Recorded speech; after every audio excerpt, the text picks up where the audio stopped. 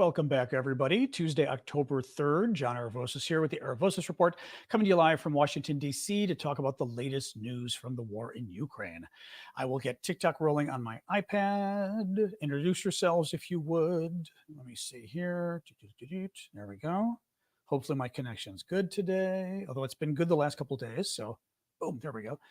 So that's been good. Anyway, hello all. How are we today? Yep, here's Johnny. Busy day. Actually, well, yeah, a lot of news. Congressional news has been interesting for those of us in Washington or in America, which I will start talking about that because some of it does potentially tie to Ukraine. But we shall see. We shall see.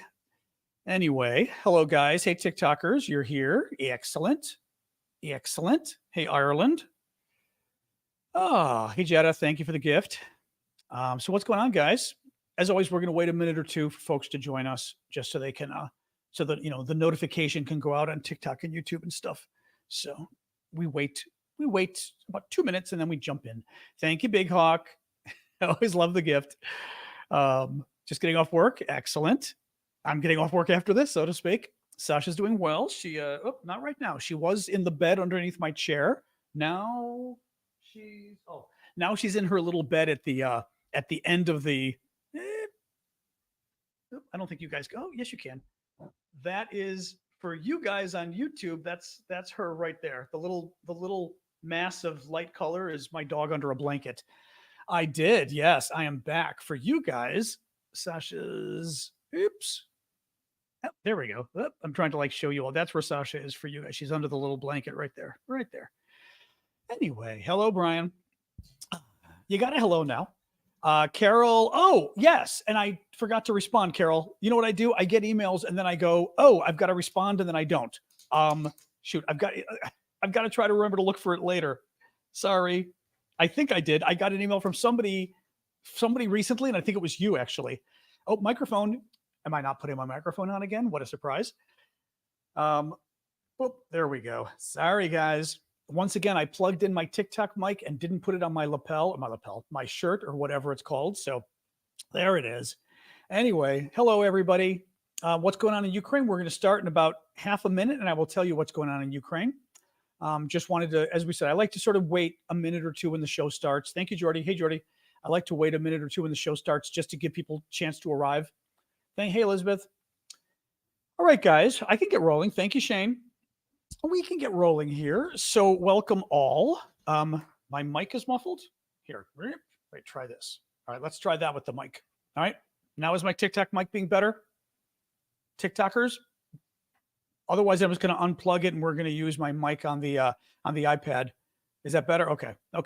All right, guys, welcome. John Aravosis here with the Aravosis Report. This is my nightly show I do Monday to Friday, 6 p.m. Eastern Time, U.S. Thank you, Cami. Live from Washington, D.C. Thank you, Adventures. And I talk about the latest news from Ukraine, from the war. My background, as I always tell folks, is not military. My background is foreign policy and journalism and politics. So my approach, hey, Nicola, is to certainly try to fill you in on what's going on militarily from the experts I read and follow. But my approach is much more to figure out what's going on behind the scenes politically with Biden and that kind of stuff, because that's my expertise. So hopefully I can give you some of that benefit of my long years of wisdom. The way the show works is I will do the news for about the first half of the show. Thank you, Martin, for the rose. And second half of the show, take your guys' questions, but in an effort to support my work and also to let you guys jump in if you want. You can ask super chat questions on YouTube that you pay for, but because you pay, you're supporting my work, and I do this full time for free. So I basically rely on your guys' gifts. Thank you, boy mom. So if you want to buy super chat gifts on YouTube, I will always answer those immediately.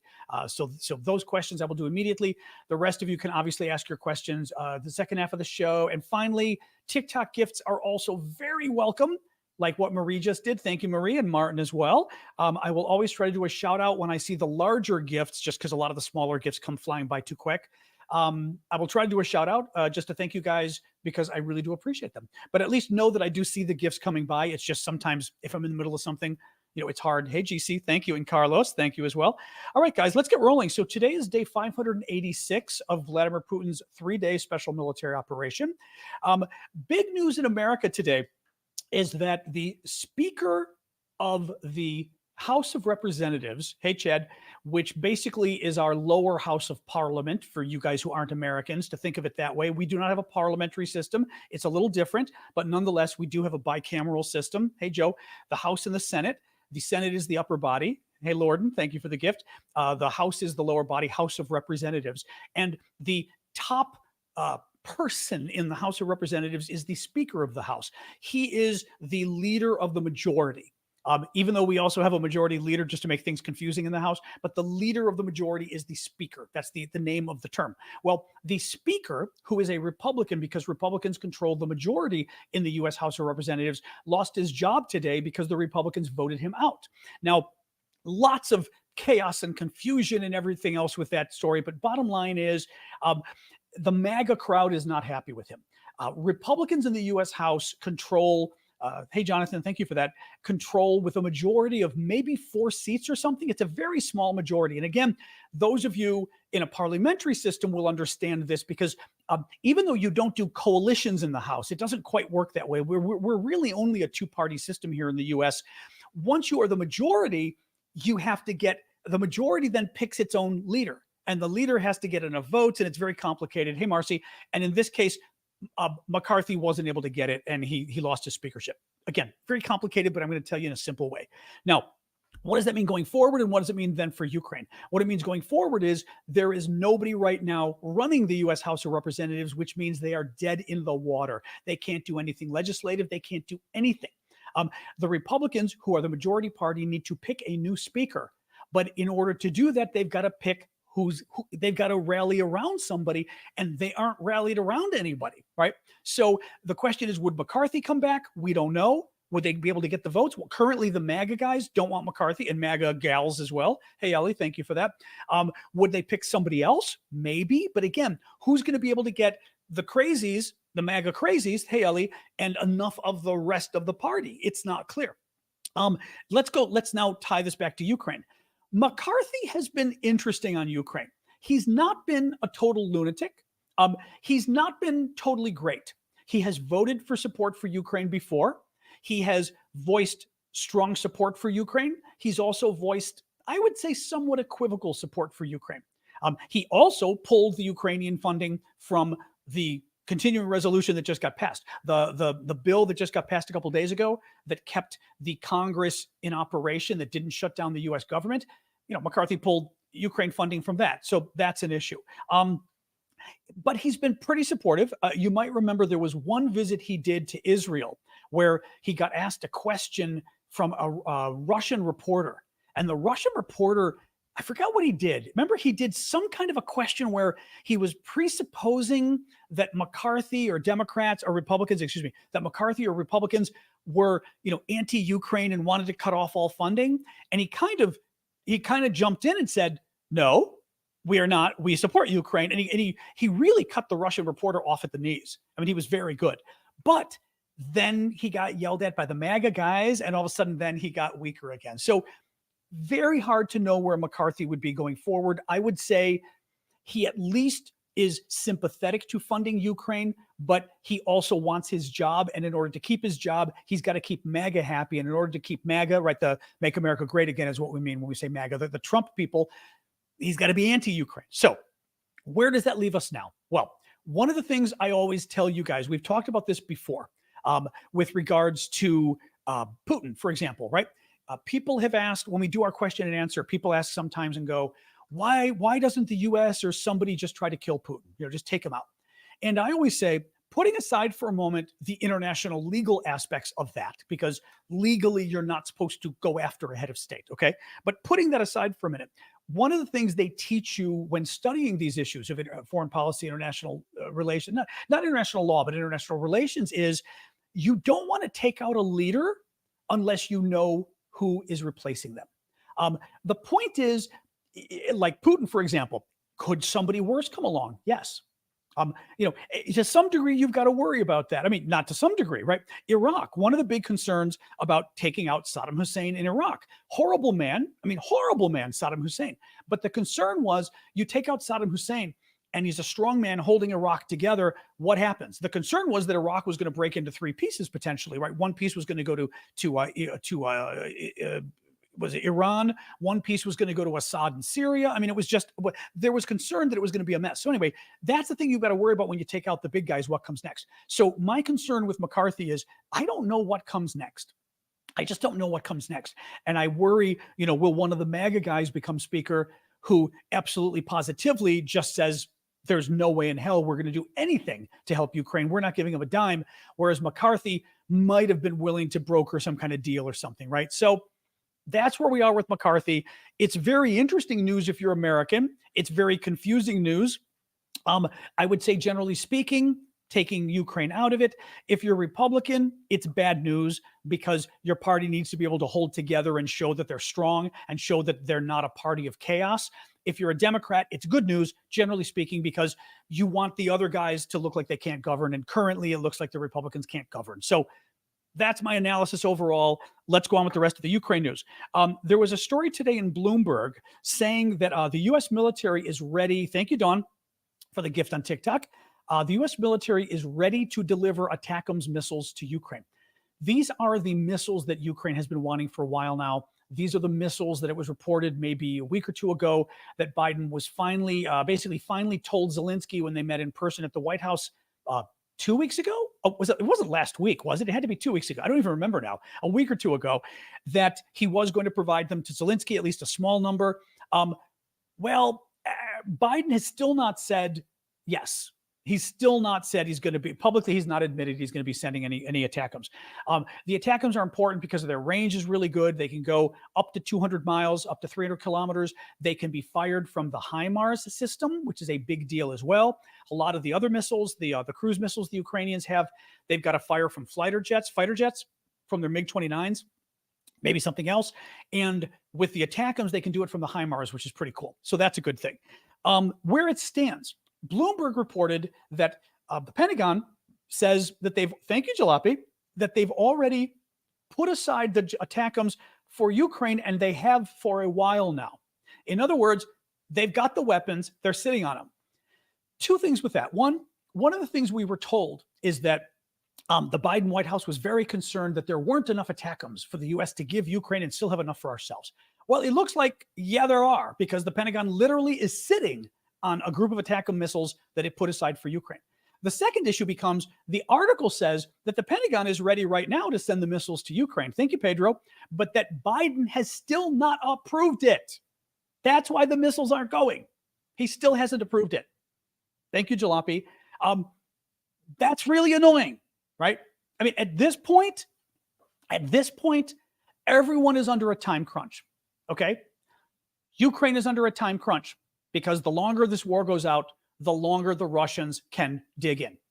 The longer the war goes on, the more weapons the Russians lose, but they also can build more. They're reportedly going to be building, or they are building actually, a plant to make Iranian drones. Supposedly that's going live early next year. That's going to be a big problem for Ukraine. The longer the war goes on, the fewer weapons Ukraine has, right? They're running out of artillery, they're running out of ammunition. This manpower matters too for Ukraine, right? The other issue is the longer the war goes on, the bigger problem you've got maintaining support abroad, especially in the United States. We've seen this. As the war goes on, support in the U.S. has been dropping slowly. Hey, Elizabeth, thank you for that. I attribute a large portion of that to the fact that Biden has not been running any kind of a campaign to convince the American people that Ukraine matters and why it matters for American national security, and why America's role in the world should be, I would say, we should be taking the lead in the world the way we used to. And I know some foreigners don't like that, but it's an argument that I think resonates here in the States. It's also something I believe in, is that America should take the leadership role in the world, right? We are one of the only superpowers out there, and we're probably one of the only sane ones out there. Hey, Lucian, good to see you again. Hey, Trollitic, thank you for that. So where does that leave us? We should not be at 19 months into the war. We should not be talking about the fact that we've got weapons Ukraine needs that we're still not sending, especially weapons that it's obvious we're going to be sending eventually, right? We should be sending them now. Thank you, lizard person. We should be sending them now. We shouldn't be sitting on our butts and dragging it out like we drag everything else out. That is criminal. It is setting the war back. It's making it harder for Ukraine. And then my final point, and I will move on, thank you, Jalopy, is we sit here and every single weapon system, hey, crazy, every single weapon system practically, we drag out. We tell Ukraine you're not going to get it. We go months. Then finally we say, okay, I guess we'll give you some maybe a few months from now. And then a few months from now, we give you one or two, right? And then a couple months later, we give you one or two more, right? That very slow. Patriot missiles. They've got 2, maybe 3 Patriot missile systems. That's it, right? God forbid we give them too many. HIMARS, we give them 20. The Poles are buying, is it 200 or 500 HIMARS that the Poles are buying, right? The Ukrainians get 20 because we wouldn't want to help the Ukrainians too well, right? And I feel like that's the same thing. Is it 200? Okay, Jason says 200 for Poland. We should not be at the point where there are weapon systems Ukraine needs, weapon systems that we basically know we're going to give, and we're still playing games, dragging it out because we've got some crazy idea that Putin's going to get angry. Putin will get angry, and it doesn't matter. It just doesn't matter if Putin gets angry. That's probably one big lesson we should have taken from this 19 months into the war. But in any case. All right, moving on. This was interesting. This came, I think, from Sky News, but they were citing Institute for Study of War, which is the big defense think tank that I like. Russian military bloggers are speculating that the Russian Ministry of Defense removed Lieutenant General Andrei Sychevoy or something from his post commanding the Bakhmut area due to poor performance south of the city. Now, that's interesting because Bakhmut, we know, I mean, that's interesting on a couple levels, guys. Bakhmut is the battle over here, okay? Eastern Ukraine. Bakhmut is the town that the Russians spent 11 months trying to get. It was the Wagner guys who basically ended up capturing Bakhmut. Town of 60,000 people, not that important. Nonetheless, the Russians spent 11 months, ridiculous number of men capturing it, and the Ukrainians have now been capturing it back. Hey, Dadar, thank you for that. Very generous of you on TikTok. Thank you. The Ukrainians now have been fighting back and having some good success, actually, south of Bakhmut. Well, this would suggest that the general in charge of the area just lost his job because of how poorly the Russians are doing in the exact area that Ukraine is doing well, south of Bakhmut. That's good. That suggests a couple things. One, turmoil amongst the Russians, always a good thing, right? You remove generals, it makes other generals, nervous. It makes the troops get upset because they've lost their bosses. I mean, turmoil just isn't good for morale, unit morale, right?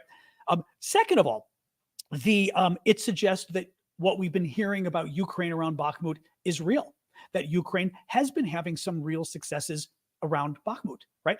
They still haven't recaptured the city, but again, we've been reading that things have been going well. And we've also read that what has happened is Ukraine has basically tied down the Russian troops in the area so that the Russian troops have a very difficult time moving anywhere else because they're afraid of losing Bakhmut. Thank you, Adam. So the fact that the general in charge of the area may have just lost his job because Putin is so upset as how things are going would be proof that things aren't going well for the Russians in the area. Bakhmut, Timothy, which is the city in eastern Ukraine that they've been fighting over for a while now, back and forth. So this is really good news. And again, little piece of intelligence that's nice to see.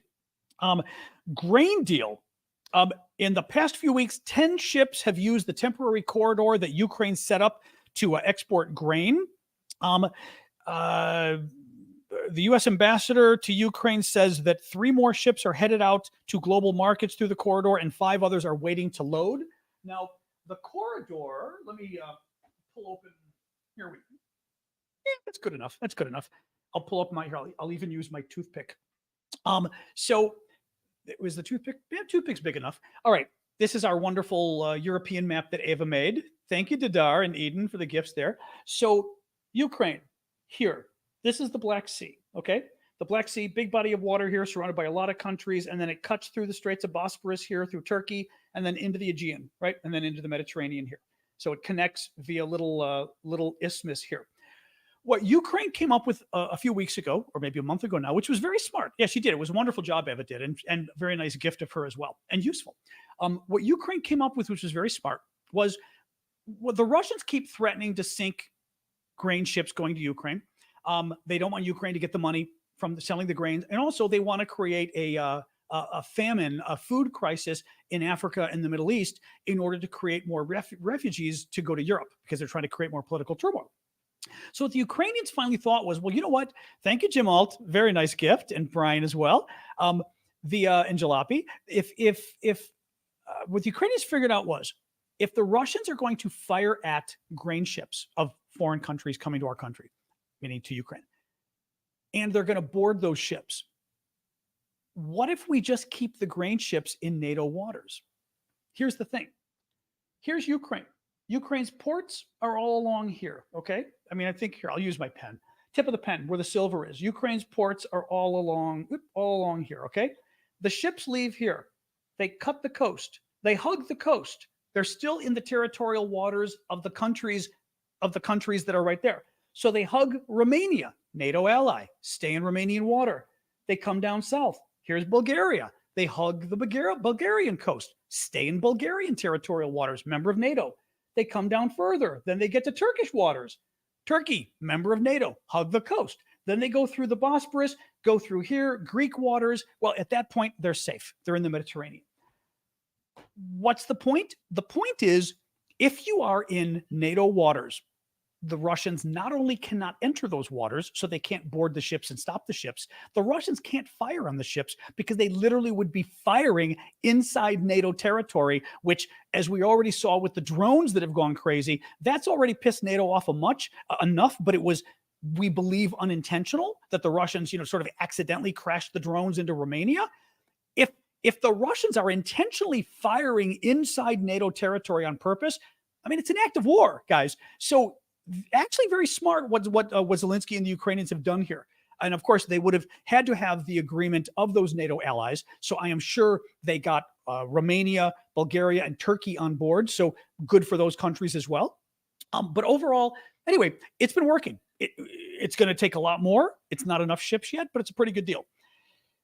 Armenia. So this was kind of fun. So Armenia, you guys have been hearing about the conflict going on. Well, it's been going on forever, but took a turn for the worse recently. But with Armenia and Azerbaijan, former Soviet republics, Armenia, longtime ally of Russia, the Russians have kind of turned their back on Armenia. Okay. And they, because of the war in Ukraine, the Russians really can't afford to sort of throw their weight around anywhere else. And the Azerbaijanis, the neighbors, finally took control of an Armenian ethnic enclave. It's very complicated, the whole situation. Bottom line is, there was a very unsteady peace for about 30 years or so, and the Azerbaijanis just broke it and took the land. And the Armenians are pissed. Well, the Russians did not help. The Russians have been the ones sort of helping keep the peace, kind of. I mean, if you consider Russian peacekeepers actually peacekeepers, they tend to be occupiers, so it's a little more complicated. But nonetheless, the Armenians are pissed. So what did the Armenians do? The Armenians turned around and they just approved in their parliament the Rome Statute of the International Criminal Court, which is, sorry, my neck's getting tight. The Rome Statute is the agreement to join the International Criminal Court, which is the body that just indicted Vladimir Putin a few months ago for stealing Ukrainian children, right? So what Armenia is doing is they are agreeing to join the International Criminal Court. They are agreeing that if Vladimir Putin steps foot in their country, they will arrest him and extradite him for war crimes trials at The Hague. They're doing it on purpose to basically slap the Russians around and say, fine, you're going to screw us, we're going to screw you. Why is it good? Honestly, it's Russia's relations falling apart with a longtime ally, and Ukraine's basically causing it, and that's a good thing. So good all around. What else we got? Ukrainian drone force, CBS, which is one of the big American news networks, had an interesting story up. Just a quick summary, but they were talking about one of the Ukrainian drone forces, the groups of men and women in the military that have been using drones to go after Russian military vehicles. And one example they gave was the 24th Mechanized Brigade's commander, codenamed Hassan, and his forces, these are the drone forces, have destroyed $40 million worth of Russian hardware in the last month. Interesting. I just thought that was an interesting amount. His unit has about 60 troops and they want to grow to 100 troops. It did say that the Ukrainians are using 10,000 drones a month. In other words, using the drones, they either blow up on purpose, they get destroyed, whatever it is, but that's how many drones they're going through each month. So, nothing they can do because that's the whole nature of drone warfare. But imagine the quantity of drones that is. Absolutely incredible. Let me do a quick pitch for my memberships, and then I've got more stories for you. There's a number of ways of supporting my work. Certainly just one-time donations are great, whether they're super chat, super stickers on YouTube, whether they're you guys over on TikTok, the TikTok gifts. Thank you, Mark, like Mark just did, which I very much appreciate because you guys help me keep doing this by giving me the gifts. So thank you. But we've also got memberships. Basically, if you've been watching for a while, if you like my work and you can afford it, if you can't afford it, it's free. So don't worry. I'm not going to charge you guys. Thank you, Hobbsy. But if you can afford it, consider maybe on TikTok and YouTube and some of the other services going and signing up as a monthly member. Thank you, Lori and Jalopy. The monthly members on TikTok, the mods can tell you where. I think it's a $ or some star. It's a star on TikTok on the screen. Let you make a monthly contribution. For you guys over on YouTube, it's the $ bottom by the comment box called memberships. You guys can do it on Ko-fi. Link at the bottom. You guys can find the Ko-fi link in my bio on TikTok. Just the main link in my bio on TikTok will take you to everything. You can do it on Discord. You can do it on Twitch. So there's a lot of different ways of doing this. You can even do Patreon. Patreon, I can't link to the other services, but nonetheless, I've got a Patreon account set up too. But bottom line is it's a nice way to be able to support me on a monthly basis, which frankly makes my life easier because I'm doing this full time as a job. So if you can, I appreciate that. All right, let's get back to this. Some Wagner news. So this is a very strange story coming via, not strange, but what I mean is it's not clear what's going on yet with this. So I mentioned to you guys yesterday, that's right, my nose is itching like it always does during the show. I mentioned to you guys yesterday that Yevgeny Prigozhin, who's the guy that was running the Wagner mercenary group, who Putin blew up in the airplane a couple of weeks ago because he had tried to overthrow Putin's government. And, you do that and you get blown up. Thank you, Sean, for the TikTok gift. Well, Prigozhin gets killed by Putin. And then the big question is what happens to the Wagner group, right? And it's unclear because if you're Putin, there's two main things going on with the Wagner group. They are some of Russia's most effective soldiers. They're also murderers and war criminals and they're horrible men, but they're very effective, horrible men. And Russian troops overall, not as effective. But they did just try to overthrow your government. And if somebody tried to overthrow your government, do you really want to keep them around, right? So Putin, I think, has a very love-hate relationship with Wagner. Well, Prigozhin's son, according to the will, Prigozhin's will, his estate, it looks like Prigozhin's son inherits the Wagner group. Now, the Wagner group is a private military company, a private army, basically. But it's Russia, and Russia's, a dictatorship and not a democracy. And, well, do you really have private companies in Russia, right? I mean, you do, but how private are they? Everything. I mean, Putin's gone after oligarchs, the rich Russian billionaires. When the rich Russian billionaires don't agree with Putin, he's had them thrown in jail. I mean, so nobody's really free. And then, well, Prigozhin himself, obviously, he did try to overthrow Putin, but Putin just had him killed. So, what was I going to say with this? Oh, it's Prigozhin. So that's kind of where it is with Putin, right? So anyway, his son is inheriting the Wagner group. And the discussion yesterday was he was talking to, sort of the Rosguardia, the sort of Russian, I forget if they're called the National Guard or what they're called in Russia, but the gendarme, whatever they are, but was talking to them, trying to figure out a deal. And it wasn't clear what deal he could make. And this sounds like what they're doing. So according to Russian military bloggers, the deal would allow Wagner to remain a coherent fighting force and to retain their symbols and call signs, and would see them deployed separately to those Wagner forces already fighting in Bakhmut. Now, this is weird. So there's a Wagner forces, something like 500, we heard maybe 800, fighting around Bakhmut in the east. And they're fighting under this guy named Troshev. And he is in the Russian military, I believe military intelligence maybe, and works for Putin, right? So he's now running some of the Wagner guys. This Prigozhin kid, who's like 25 years old or something, which is also kind of crazy, he's a little young for this, would be running some of the other Wagner guys, but only Wagner guys working in Russia, which I don't know what Wagner guys are even doing inside Russia, right? It's very confusing. He would not be focusing on Wagner operations in Africa and the Middle East, because a lot of them are working in the Middle East, in like Syria, in Africa and Mali, and I think it's Central African Republic maybe is the other one. It's very weird.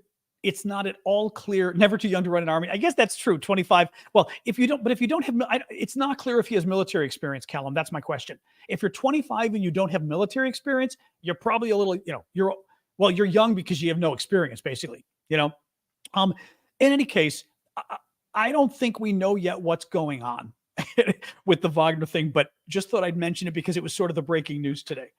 Little more news. Wagner mercenary was arrested on suspicion of murdering 2 people. This is one of the former Wagner guys that now is like free in Russia. The bodies of a 68-year-old woman and her 35-year-old daughter were found after a fire at a house in the village in Krasnoyarsk, which is southern Russia. I always thought of that as more Siberia, but okay, southern Russia.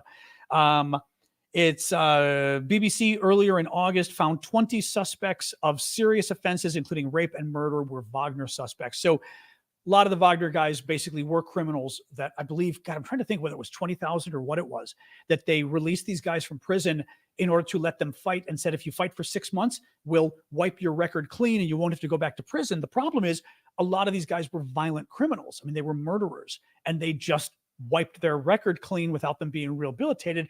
And, when you're a violent criminal or a murderer, and you say, well, rather than rehabilitating you, if you come and commit even worse crimes, war crimes, we'll set you free and let you go free in Russia. I mean, imagine like somebody who's already a violent criminal, what that does to them. So Russia is now reaping what it sowed because it's having a lot of violence and crime waves due to the Wagner guys in Russia.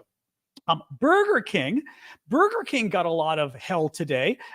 The Estonian, oh no, he's Lithuanian. He's got to be Lithuanian. The foreign minister, Landsbergis, the young guy. I think he's Lithuania, right? Help me out. He's not Estonia, though. Help me out, guys.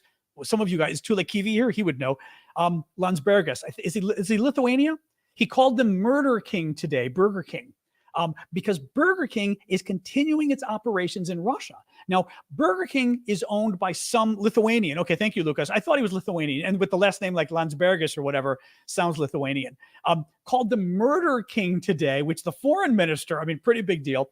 Burger King, run by a company called Restaurant Brands International. They own 15% of Burger King's franchise in Russia.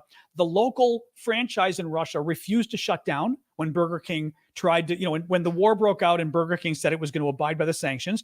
Well, the local franchise refused to shut down. So Burger King turns around and says, okay, well, we're going to see what we can do. We're going to have to, sell our stake in the Russian, but it's going to take us some time. Well, it's been 19 months now. BBC asked Burger King about the progress in selling their stake because it's been 19 months now. And a spokesman for the company, it's a Canadian-American company too, by the way, Canada and America, both of us in trouble on this one.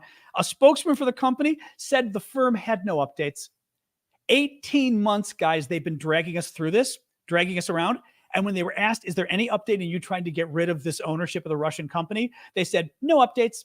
Like that was, what a cocky answer to give too. No updates. Not like we are striving, right? No updates. Like it's sort of little cocky Burger King. So Burger King, as the Lithuanian foreign minister called them, is now Murder King. Oh yeah, the Russians. This was kind of good. The Russians are pissed off at Budanov, who's the Ukrainian military intelligence chief. He's very good. He is, he's responsible for a lot of Ukraine's probably best, nastiest attacks on the Russians. Well, the Russians have now charged him and 3 other Ukrainians with committing acts of terror on Russian territory because they attacked Russia in response to Russia attacking them. Only the Russians can do this, only the Russians would sit there and literally, the funny part is every time Ukraine just attacks Russia at all, the Russians, any territory Russia considers its own, right? Crimea, which is Ukrainian, of course. Thank you, Eva. Or Russia itself. And the Russians call it terrorism. It's terrorism. And it's like, it's not terrorism. And they do the same thing with the Nazi word. They accuse everybody of being Nazi. They claimed, this I thought was fabulous. They claimed that the European countries cutting off basically are now no longer going to permit Russian vehicles to enter the European Union unless they're diplomatic vehicles. And the Russian foreign minister said yesterday, the day before, this was a Nazi proposal. It was just like what the Nazis would do. And you're looking at this going, I think you and I have a different understanding of history. If you think what the Nazis did during World War II was they cut off cars from entering the country based on their license plates, that is not what the Nazis did. But also the drama queen aspect of the Russians in this war is just something to behold. So especially for this, it's terrorism. It's not terrorism. You attacked his country, you committed genocide, and F around, F out, basically. Thank you, Joe. Finally, and this is a very nice story. This was great. Listen to this. This year's Nobel Prize in Physics went to a man named Krauss, who's a director of some company called MPI Quantum, but he's the Nobel winner in physics. As you guys know, the Nobel Prize now is up to $1 million. So I believe he gets $1 million for it. He announced that he's going to be donating his $1 million to a group called Science for People, an association that renovates schools in Ukraine. How is that for cool? I just think that's totally cool. $1 million, mind you, $1 million. I mean, like I would love to have $1 million. I mean, it's enough money that it's really freaking generous. It's not like he gave a portion of it. He gave all the money. Anyway, I just thought that was really cool. So very cool. Quick sip of water. And tomorrow, Wednesday, is our big auction day over on our Discord community. We have a Discord community over at discord.aravosis.com. I put up auctions usually turning my light down a little here. I put up auctions every Wednesday or Thursday, and they go for a week. They end on Wednesday, different times throughout the day. And we've got a lot of cool stuff I get from Ukraine. And what I do with it is 50% of the money we make off the auctions, I send back to Ukraine. This last week, I sent a little over $400 back to Ukraine. And my friend Vlad uses it for the humanitarian work, but also the work we do helping the military. Lately, we've been helping the military make camouflage nets, among other things. But half the money goes to support the Ukrainians. Half the money goes to support me because I do this full time and this is my job. So I've got to find ways of making income, which also includes the gifts you guys give. So please do keep the gifts coming on TikTok and YouTube. But the auctions end tomorrow. I'm just going to show you a couple of the auction items. I've been showing you guys these throughout the week. But a couple of the items we've got going tomorrow. A very cool Ukrainian tote bag, I guess you guys call it. I would consider it almost like a book bag or a shopping bag. What's neat about this is it's made by a Ukrainian artist who painted it by hand. I mean, really freaking beautiful. And it looks like a peacock, but it's not. It is a cuckoo, which apparently has symbolism in Ukraine. But very cool, but hand painted, which I think is absolutely lovely. I've got another tote. This one's very cool because it's leather. I'm surprised both of these are going for kind of the same. I figured the leather one would go for more, but the leather one is very nice. It's obviously a nice leather tote. Has a wallet inside on a leather thing, which is nice. It also has a cord that you can attach so that you can wear it as a shoulder bag. This is also hand painted, which is really neat. And this actually was bought by as a gift for us by Nadia, who runs the Ukrainian charity Harkovu Mir. And she wanted to buy we've done so much money raising for them. She wanted to buy us something that we could auction off to basically help us out. So I thought that was really sweet. So that's from Nadia. Somebody's getting their wings. Somebody's getting their wings. Hold on, getting their wings. There we go, wings. Couple more things, and then maybe two more. We have very cool sweatshirt. The last one we've got, by the way, this is a cool Ukrainian themed sweatshirt, blue and yellow, which are the Ukrainian colors. It's devoted to the nonprofit, the charity we work with, Harkovu Mir. I was just mentioning to you guys, we've raised a lot of money for. That's the name in Ukrainian. The hoodie's really neat because it's blue Ukrainian inside. It is a 100% cotton, made in Ukraine, super, super duper warm, thick hoodie. I mean, this thing is like a hug. It is a size large, American large, and it is the last one we've got. And it as well is up. And then finally, the final thing we've got, and this is already pretty expensive, but I think it's worth the price because I could have cut this up into small pieces and I decided not to because I felt like as a part of history, it was a way cool souvenir as a big piece. I have the big thing we're auctioning off this week is a big piece of a Russian kamikaze drone that crashed or was destroyed in Ukraine. I got it from Ukraine, of course. So this is benefiting the Ukrainians multiple ways. And it is a big freaking piece of the kamikaze drone. Look at how thin this is, though. This is the outside of the drone. So it would be like this. One thing that I think is very cool on this is the honeycomb structure on the inside. It's metal, but it makes it very light, but very strong. You guys can see the honeycomb there. It's really cool. Very neat. But as you can see, I was considering chopping it up into like 3 or 4 pieces, but then I was like, it's such a cool souvenir. I mean, again, just to see how, here, I'll hold this next to me so you can appreciate how big this is. Okay. Now you see how big it is. I was like, it's such a freaking cool souvenir that I didn't want to chop it up. So it is not being chopped up. It's already at $600. If nobody bids beyond that, then it goes for $600, but it's pretty cool. If people want to bid, please do. That ends tomorrow. That one ends tomorrow night at 8:00, but go check it out. discord.aravosis.com. All right, guys. So let's do our questions here, Q&A, and let's do it. So we can talk about any of these, any of the issues we were talking about today, guys. What do we got? And you know what? If we end on time, we could even go to Discord tonight finally, because my internet's being good and the time is pretty good tonight. Thank you, Chief, for the gift on TikTok. So what do we got, guys? When will the war be over? Who knows? I mean, the war could go on for years. I mean, wars like this typically take 10 years. I was reading that the other day, 10 years. So, who knows? Pro-Ukrainian candidates, as far as U.S. presidential candidates, yes. Biden is pro-Ukrainian on the Democratic side. On the Republican side, Mike Pence is pro-Ukrainian. Chris Christie is pro-Ukrainian. Nikki Haley is pro-Ukrainian. Mike Pompeo. The other ones, I'm not sure. I don't remember anybody else who's a real candidate. I mean, somebody who has a chance of even those guys I mentioned may not have a chance of doing well. But of the bigger names, even Pompeo is not a big name, really. Of a bigger name, those are the ones. Where can you get the tote bags? I am auctioning them off over in our Discord community. It's discord.aravosis.com. You want to download the app, find my Discord community, and then I've got 2 auctions over there, VIP and public. The public ones are for everybody. The VIP ones are for the paid monthly subscribers, whether it's the YouTube, Discord, I'm already forgetting them, Ko-fi and Twitch, as a thank you for them. So the VIP is for the paid monthly guys as a thank you, and the public are for everybody.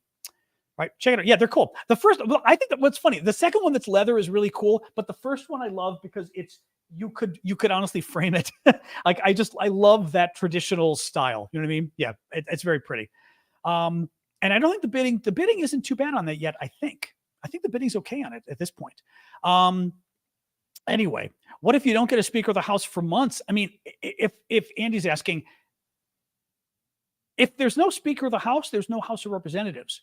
Literally, the House of Representatives will not exist if there's no Speaker. They will be able to do no legislation at all. And that means, well, there's a couple of problems. One, there has to be a Speaker in 40 days because the government's going to shut down again. They've got to pass some legislation. So at the very least, they've got to do that. So they're going to have to come up with somebody. But last time it took like 15 votes or something for them to even get McCarthy, the current guy who's the House Speaker, the basically the top Republican in the U.S. House of Representatives. It took them like 15 votes to get him. So, I mean, will aid be held from Ukraine? Maybe. I mean, it's not good. This is not good what's going on as far as what's going on in the U.S. And again, President Biden better wake up and realize that there's a problem in this country with support for Ukraine aid. And he better get out there and start fighting for it because he's not. Can they hypothetically elect a Democrat? Yes, they can elect anybody they want to be Speaker of the House. You don't even have to be a House member. So there was talk about them possibly getting Donald Trump, which would be crazy, but possible. Yeah, they can pick anybody they want. Game Legend, thank you for that, has 2 questions. If the aid stops, do you think Ukraine might get desperate? Yes, we'll talk about that in a second. People are saying the alarm tomorrow and Russian nuclear practice are for World War III. I don't know. Is there an alarm tomorrow? Is there some civil defense alarm tomorrow? I don't know what that's about. I'm not really worried if there is because look, I grew up with tornado warnings. We would do tests of, what do you call them? Drills for tornadoes, because we get tornadoes in the Midwest. And literally several times a year, you'd practice going into hiding in the hallway and under your desk and all this kind of stuff. Well, other people older than me, but also people living in other parts of the US, would have nuclear war drills, and they would have to hide under their desks and practice being in a nuclear war, right? So, I mean, yeah, Allie's saying we had nuclear bomb too. So, I mean, with the stuff I grew up with, I'm not particularly worried that we would be basically doing any kind of drill so that the public's prepared, because honestly, national all systems alarm at 2:20 p.m. I did not know that. Interesting. I believe in getting vaccinated. I believe in getting my physical at the doctor every year. I am not somebody who thinks, oh boy, if I go to the doctor, he might find out I'm sick, so I'm just not going to go, right? And I feel like that's the way it is with like getting smoke alarms, right? I want to know if there's a fire, right? And practicing, whether it's for nuclear war or whatever, I actually think it's better for us to at least know what to do in a national crisis than not, right? 9/11. We didn't know at 9/11. We thought we were being attacked. And frankly, none of us knew what to do. I mean, we weren't at all sure what to do on 9/11. We thought we might be being attacked by the Russians. We had no idea, right? We literally thought but we were attacked by them. We thought maybe a nation was attacking us. We didn't know. So I think it's actually a good idea to have these kind of drills, because people should know, because we don't know, I mean, it's almost hubris. It's almost pride, like arrogant pride, to think, well, we're never going to be in a war, so why should we be prepared if a war ever happens, because we're never going to be in one? It just seems kind of stupid. So yeah, I mean, I'm not worried about it. If aid stops to Ukraine, could they get desperate? Yes. And that's one of the things that, again, I have been arguing that Biden should really keep in mind. If Biden is so worried about Ukraine, hitting inside Russia and all this kind of stuff, well, I got news for you. If I'm Ukraine and the US cuts off the money and I get desperate, I would do anything to stop my country from being wiped off the map. All of us would, right? I would do anything if it literally meant the survival of my country, right? I mean, and again, I think because none of us can appreciate what's going on in Ukraine, but we all kind of know World War II, right? If the Nazis were coming, because at least we all know about the Nazis, right? And they were trying to wipe out my country, I would do everything in my power to stop them. And there would be nothing that I would say, that doesn't feel very moral or ethical, the attack we're planning on the Nazis, right? I mean, you'd go, give me a break, right? I mean, you just wouldn't sit there and go, well, that's not very nice, right? And I feel like the thing holding the Ukrainians back is they need the Western aid, and they don't have to go nuclear metaphorically. They don't have nukes. But I think if we cut them off and they're desperate, they will do things that we will not be very happy about, and they will not have a choice but to do it. And they will be justified in doing it, because it's better than their country being wiped off the map. So yeah, and that's another reason that Biden and others need to be supporting Ukraine, because the very thing we're worried about, doing things that make Russia go crazy and off the deep end, will happen if Ukraine starts losing this war. And then what happens, all right, scrolling down. That's interesting about tomorrow, though. Yeah, I did not know that about that alert thing tomorrow. That's gonna be very interesting. No, I mean, Sikandar, there's a lot of aid going to Ukraine. Now, we are also giving aid to a lot of European countries to help them out. For example, Poland got, I think, 2 million or 3 million Ukrainian refugees. So I would not be surprised that we've given some aid probably to Poland to help them with that, which makes sense. And frankly, if their roads got destroyed, he's mentioning roads in Poland. If their roads got destroyed by the millions of refugees coming across, I would have no problem with us helping them out with their roads. They're an ally. Why shouldn't we, right? I mean, the alternative is, if you'd like to have 1 million more Ukrainians come to America, we can, up to you. But there's no problem with that, Okay. Yep. Dark Iris says, yep. Okay. Well, check it out tomorrow. Okay. The big alert. Well, they're not going to say it's nuclear. I'm sure that. Yeah. They're just saying it's an annual test. Okay. Annual alert system test. Okay. Yeah. I mean, honestly, we just had our monthly test here on the TV last night. I mean, big deal, big deal. I have no idea what that is, Ben Walters. No clue what that is. Is Ukraine making drones in volume? Well, they're making drones. I don't know if we know how many they've got. I don't know if we know. I mean, or let me put it this way. I don't know if we know publicly how many the Ukrainians are making. Americans, I'm sure, know privately, the U.S. government. But they've invited the drones. Hang on a sec. Sorry. They've invented, I was going to say invited. We know that they've invented some of their own drone models. They've got one, excuse me. Oh, my eye, something's in my eye. Something that's been very effective, $100,000 drone model that they built themselves. That's been really effective at going after the Russians. I don't know how many they've got though. I don't know. Daniel, here's the problem. Daniel says he's from Russia, or she, and mods, unless they get evil, leave them there. They're fine. I like your stream, but some of the news in the West is not true. The thing is that on average, the news in the West is going to be 1,000 times more true than any news you're going to get in Russia. The actual independent news people in Russia have all left the country because they've been threatened with death and jail. All of them have left the country. We know this. So none of the news you are getting in Russia is real, is the problem. Unless you are going on the internet and you are finding foreign news sources, that's fine. But currently, there is nothing you're getting in Russia from official sources that's the truth. So that's the problem. In the West, the only news we are getting that's wrong is news that is just a mistake, right? And that happens. The news reports things. Not everything always ends up being true. That can happen. In your country, your government is lying to you, and they're lying to you nonstop. So I got to tell you, I'm glad if you are Russian, I'm glad you're here. I'm glad somehow you found a way of getting here. Maybe you're using a VPN or something. Hope you're using a VPN to protect yourself. But no, most of the news we get is fine here. Is absolutely fine. Is absolutely fine. So no, you're wrong on that. You're wrong. You're absolutely wrong. And Funny Man is getting his wings. There we go. All right.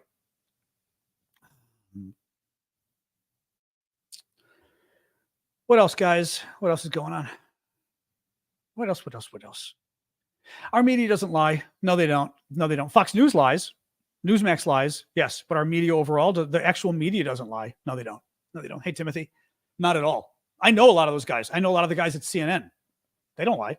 They're great journalists. Absolutely. Okay, good. Yeah, do use a VPN. Look, I mean, there's a lot of good international news you can read. BBC is excellent. I mean, I stick with the American news. I do speak French. Le Monde and everything is good too, but you've got to speak French for that. The BBC updates, for example, on the war. BBC is excellent. The Sky News has excellent war updates. They've got an excellent page that they update throughout the day with lots of different, and it's news from all over the internet for Sky News. Wonderful. Washington Post and the New York Times here in America, they have war coverage, but it doesn't create it. There isn't a ton of news. There's usually like 5 or 6 stories every day, but they're good. They're interesting stories. Thank you, Eldon. As somebody just said here, CNN. CNN's very good as well. CNN has actually a very good news page that's great. And it's another page where they will sort of summarize the news in short stories and you can click and read more, but to sort of give you the updates. And the thing is, what you need to do is you need to go and read enough different sources, but you've got to go and read good sources. That's why I say to you, whether it's Russia or wherever, you can't go too many. And I think it's young people, but it's also people that are hyper partisan. They've believed this crazy thing that like media, like Elon Musk, media is bad. Like, no, media is good. Bad media is bad, right? Fox News lies. Fox News is not media. Fox News is a political outfit. Thank you, Al. And the other guys are even worse. Newsmax and those guys, they're insane. They're a political outfit. CNN is great. CNN might get some stories wrong, but CNN is great. New York Times, great. Washington Post, great. Wall Street Journal, great. BBC, same thing. Lots of really good news sources. Sometimes they get stuff wrong, but all of them are great. And the only reason you're saying it's the worst is because you've been fed the propaganda. No, I'm sorry. But you've got to get over it, guys. Unfortunately, some people in our country and the world decided that they were going to lie to you. And guess who's going to hold them responsible for their lies? The media. And the only way they could lie to you and get away with it is by taking on the media and discrediting the media, because the media were the number one people who were going to call them out on their lies. So what they've done is they've told you guys, and Elon Musk has been doing it too now. They've told you guys the media lies, it always lies, because the media is the one calling them out on their lies. Thank you, Cheryl. So what they're trying to do is create a situation. Thank you, Ocean Lover. Create a situation where you don't know who to believe.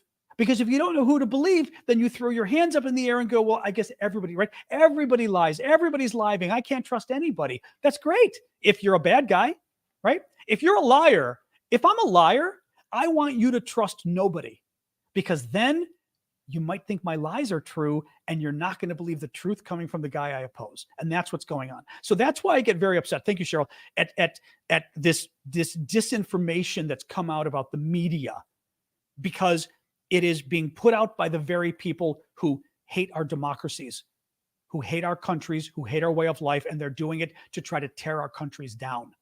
And that's what. And by the way, like I said, I know people at CNN. I wrote for The Economist. I know people at CNN. They're not good friends, but like Jake Tapper, I've known for 20 years at CNN. I'm trying to think like some of the other people out. I mean, Rachel Maddow. Rachel and I are not friends. We know each other. But I mean, I know a lot of these people. They're good people. I know a lot of print reporters too. Thank you, Hedge, as well, and Katie. They're good people. They try to get the story right, and they're very smart people. And finally, the point, actually, yeah, because Laka was saying more than one source. That's sort of the thing I was saying too, is you got to go to a number of, first of all, forget it, Fox News and those guys. Forget it. You're not going to get the real news. If that's what you're going for, then you're never going to get the real news. But you should go to the big, because here's the thing too. Do you really think every newspaper in America is corrupt? Every big, Le Monde in France, the BBC in the UK, the Guardian in the UK, Sky News, all of them, Wall Street, somebody said Wall Street Journal, New York Times, Washington Post, all of them are in a big conspiracy to trick you and lie to you, or someone else is lying to you about them because they don't want you to believe. But you go in, I literally subscribe to the Wall Street Journal, the New York Times, and the Washington Post. So I can get the news from all three, because some of that's news that I want to read that I can't get otherwise. But I try to get news from a lot of different sources, so then I can sort of hopefully figure out what's going on. Thank you, Succeed. But yeah, no, you should not be skeptical of what you see in the mainstream media. You shouldn't be. I know sometimes they may get it wrong, but the mainstream media are good folks. Thank you, Succeed. And who was that? Oh, Hand Heart. Oh, Ray. Thank you, Ray. I knew somebody did the Hand Heart. National Public Radio, also very good. They're actually very good. They're very good. It really is. It's just not. Yeah. Anyway. All right. So what else we got going on, guys?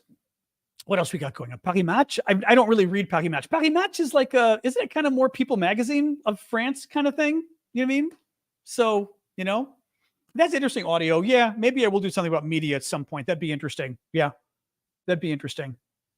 I'll have to think about that. Not against it. Yeah. So.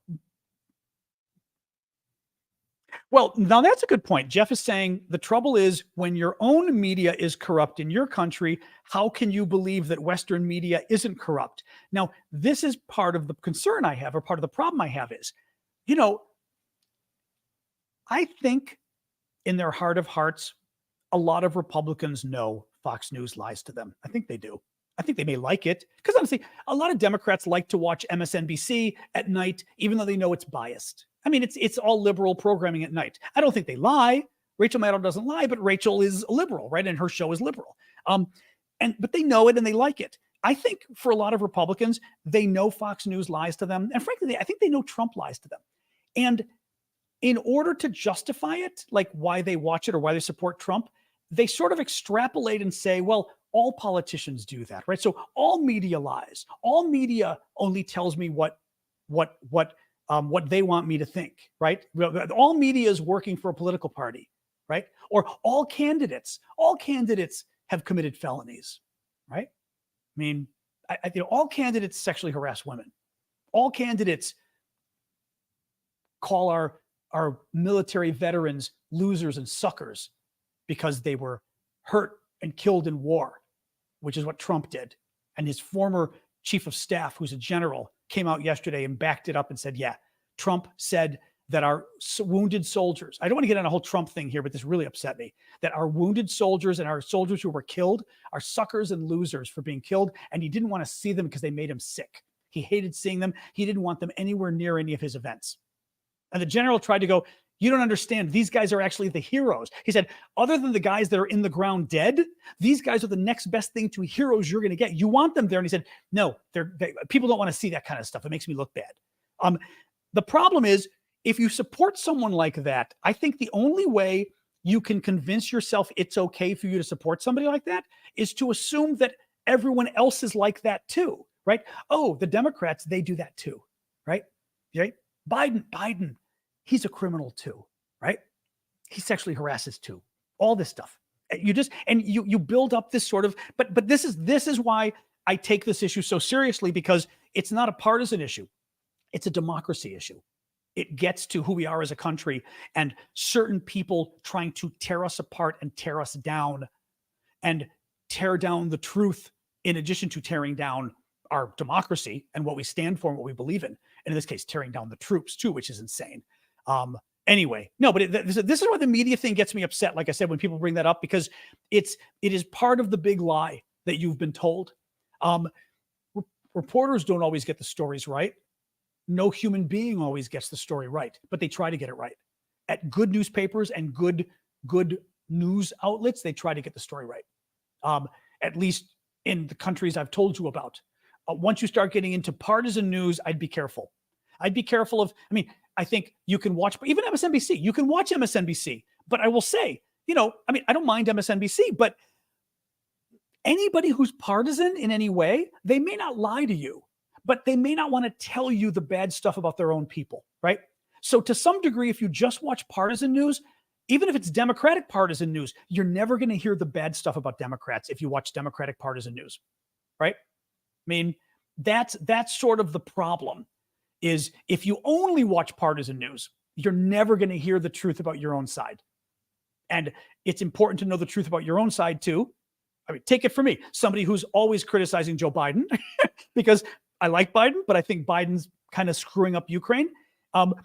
If I were just watching Democratic news sources, I might not be hearing that message. But I read a lot of experts out there, and a lot of the experts I read are very concerned about what Biden's doing. That he's not doing enough. So, anyway, all right, that was an interesting tirade, not a tirade, but an interesting off ramp. Let's not talk about the news anymore. What else we got, guys? What else we got? And in a couple of minutes, we can go. That's right. Well, thank you, Daniel. You can watch my stream. Look, my streams will tell you a lot of what's going on in Ukraine. But as I said, those other services are very good. Sky News is excellent. Now, as a Russian, be careful, because I don't want your government seeing you're doing all of this. I don't want you to get into trouble. But Sky News does have a wonderful summary of the war stuff, as does, like I said, CNN, BBC's can be okay. It's kind of, I find it a little confusing. And I forgot who else I was saying, but they can be very good. Christian Science Monitor used to be very good. I don't know how they are now, but 20, 30 years ago, they were a very good newspaper, surprisingly, because, it sounds kind of, whatever. Thank you, Kanausi. But I don't know how they are now. I'm going to do the recap in a second, guys, and then we can go, and thank you, Tomcat, and then we can go and hang out in Discord for a while. The alert tomorrow we talked about. I'm not really worried about it. It's just practice. Practice is fine. How could HIMARS going to Ukraine possibly change the war? Well, the issue is more HIMARS. They get more, and they're able to attack in more places, and they could be a little riskier too, right? If you've got more of them, you might be able to risk them a little more and go after some high value attacks that might be risky. But if you've got enough HIMARS to back you up, maybe you could do it. That's what I would think. All right, guys, you know what? Let me do the recap, and then we can go over to Discord, because I feel like we've done enough sort of today. And that was a good little rant as well. It's been a little over an hour, and, or people like Deemer who need to go to bed on YouTube. But let me give a quick recap, and then we'll go over to Discord. It's discord.aravosis.com. And we have a little after party over there. in the section, I think that's called John's After Party, I think in the top upper left. Thank you, Super Hornet. Let me do that, and then we'll go over there. So today is day 586 of Putin's 3-day special military operation. House Speaker Kevin McCarthy was ousted today. We talked about what that could mean for Ukraine. And bottom line is McCarthy was kind of in the middle on aid to Ukraine, but it depends who comes next as the next speaker, whether they're good or bad. ATACMS. Bloomberg says the U.S. military is ready to deliver ATACMS to Ukraine. Thank you, Marie, for the TikTok gift, which I find a little annoying because it no longer means that the U.S. doesn't have enough. We have enough. We're just waiting for Biden's approval. Why are we waiting? Russian military bloggers are speculating that the Russian Ministry of Defense removed a general from his post commanding the Bakhmut area because of how poorly things were going. Good news. Grain deal. In the past few weeks, 10 ships have used the temporary corridor Ukraine set up to allow ships to safely go in and out of Ukrainian ports through NATO territory. Armenian parliament voted in favor of ratifying the Rome Statute of the International Criminal Court, which basically means as long as I think their president or prime minister has to sign it, as long as he signs it, Nikol, they will have to arrest Vladimir Putin if he ever enters their territory, and they did it as a swipe at the Russians, which was very cool. Ukrainian drone force has taken down $40 million worth of Russian hardware in the past month. Some Wagner news. Prigozhin's son, who's 25 years old, named Pavel, I believe, has worked out some kind of a deal with Putin to somehow have his hands in the Wagner pie. And it's a little confusing. It's not really clear. We talked about it, but it's still very confusing news. I think we still have to wait and see kind of what happens. Sky News says that Russian police have reportedly arrested a former Wagner mercenary on charges of murdering a 68-year-old woman and her 35-year-old daughter. BBC reports that Burger King is now, according to the Lithuanian foreign minister, Burger King is now Murder King. Burger King has refused to pull itself out of Russia. Its franchises are still working there. Burger King said it was going to sell its stake. It never did. And then when the BBC asked them recently, they refused to give an answer on what was happening. 4 top representatives of the Ukrainian armed forces, including intelligence head General Budanov, are now charged with committing acts of terror on the Russian soil simply because they've been running the campaign against Russia, and the Russians are kind of whiners. And finally, this year's Nobel Prize in Physics winner is going to be giving his $1 million prize to Ukraine, to an association that renovates schools in Ukraine, which is very incredibly cool. All right, guys, that is it.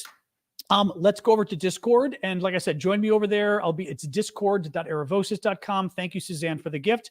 And otherwise, join me here tomorrow at 6 p.m. Eastern time. Sorry about that. Thank you, Sean, for the TikTok gift. 6 p.m. Eastern time, US tomorrow.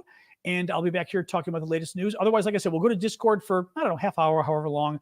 We hang out, look for John's After Party over there. It's discord.aravosis.com. That is my Discord.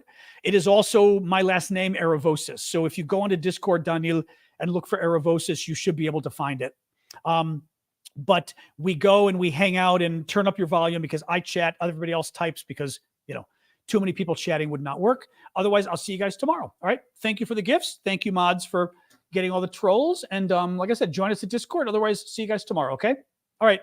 Have a good night. I'll be there like in a minute or two.